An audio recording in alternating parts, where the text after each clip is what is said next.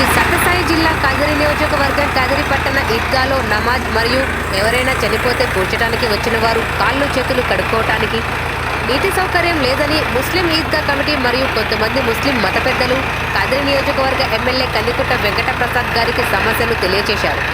ఆయనకు తెలియజేసిన తక్షణమే బోరు వేయించిన సమస్యను పరిష్కరించిన కందికుంట వెంకటప్రసాద్ గారు ముస్లిం కమిటీ తరపున మరియు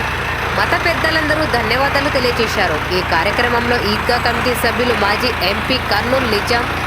సిఎండి ఫారూక్, మండి నజీర్, అబ్దుల్ రబ్, కదిరి తెలుగుదేశం పార్టీ పట్టణ అధ్యక్షులు డైమండ్ ఇర్ఫాన్, కౌన్సిలర్ ఇస్మాయిల్, మహబూబ్ బాషా,